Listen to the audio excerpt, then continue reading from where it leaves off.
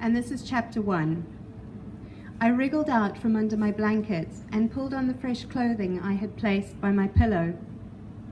I took care not to disturb Tapiwa and Marai, who still insisted on sleeping almost on top of me, despite the extra space in the hut since Vimbai had married and moved to her husband's village in Bulawayo. I stepped over Tapiwa's legs, which stuck out from beneath his blanket, exposing knobbly knees that looked too big for his young body. On the other side of the hut, Mother was fast asleep.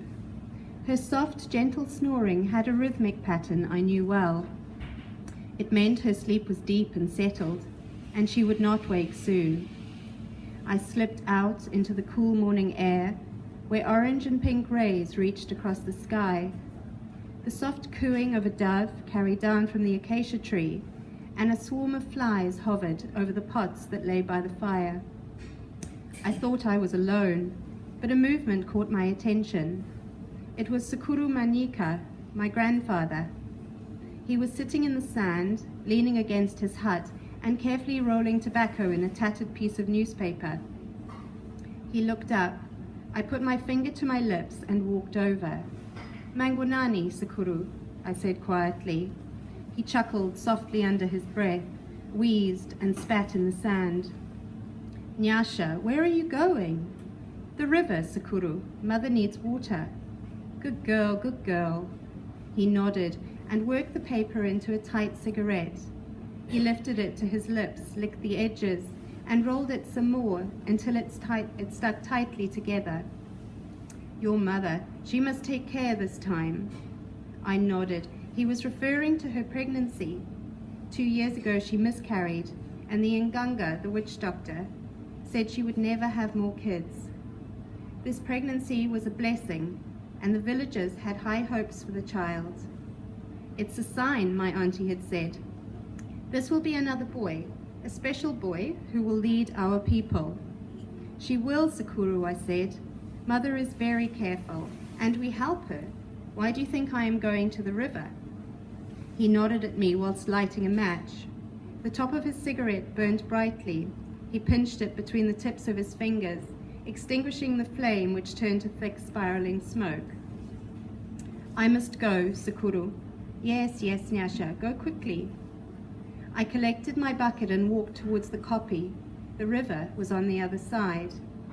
A few days ago, the first rains of the season had fallen, and the sweet scent of earth, whose thirst has been satisfied at last, embraced me. I took one of the many sandy paths that wove between lichen-encrusted rocks and masasa trees dripping in dew. Long brown grass brushed my legs. There was no sign of fresh green shoots. For now, the deadened blades offered a place for grasshoppers to wait until their wings dried and they could fly. They waved their antennae as they searched for a part of themselves. Towards the top of the kopje, the path became steep and passed by caves bearing the faces of our ancestors. Carefully crafted paintings told of a world before the white man and reminded me of the time I was living in. The second Chimurenga, the fight for liberation, had begun 8 years ago. The orange rays were fading as I reached the top. Soon the sun would rise completely and begin to steal the moisture from the earth. I heard the river. Only a few days of rain, and already it was making up for lost time, foaming, swirling, and leaping as it rushed to who knows where. A herd of impala stood on the opposite side of the bank beneath an acacia tree. I stared at them. It was uncommon to see them here so early. Dawn is the best time for predators to attack, so usually they drank in the middle of the day when their predators were sluggish. Their ears twitched, but the wind was blowing towards me. During the drought, the river had almost dried up completely, and there were still crusts of earth along its edges. I stepped over them into the cool, sticky mud. It was then the impala saw me. They scattered in all directions, leaping high in the air with their delicate limbs tucked under them. In a flash, they disappeared, leaving nothing but churned mud. I filled my bucket. A few weeks ago, the water was cloudy with bits of earth and fine green threads of slime. Now it was clear. The spirits had heard our prayers. A good rainy season would mean a good harvest, and if I was lucky, my parents would be able to afford to send me to nursing school in Salisbury. Oh, how that thought excited me. An education, Father said. An education is the only way you can get out of the village, Nyasha, and have a future. The only way to ensure you never have to be a servant to a white man. So take me with you. Take me to Salisbury, Baba, I cried. Ah, Nyasha, you know I can't. I knew. Families were not allowed to live in the city with the working men. We only saw my father once a week on Sunday. He would take the bus from the city and walk from the bus stop on the other side of the river to the village.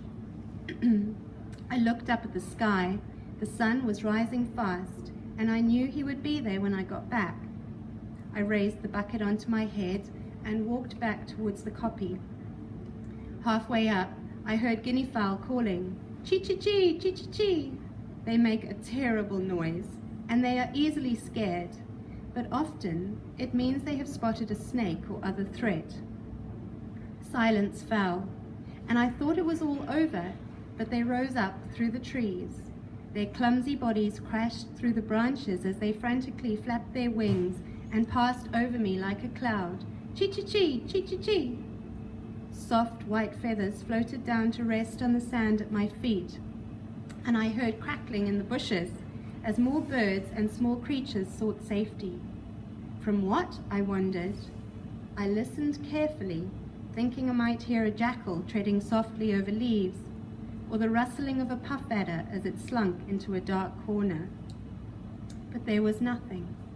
Then I smelt it, very faintly, and carried on the breeze that filtered through the trees, the bitter scent of burning.